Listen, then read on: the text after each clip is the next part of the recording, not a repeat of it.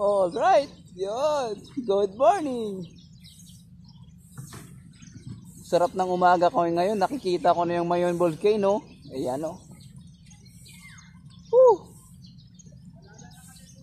First time ko marating to.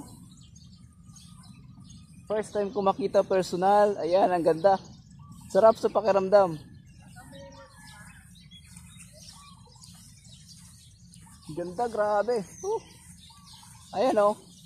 Makikita kong malapitan.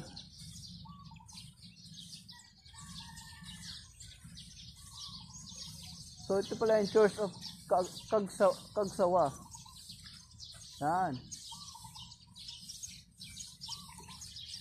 Ganda. So sa sunod na balik, papasyal na ako ron. Pero ngayon, ganito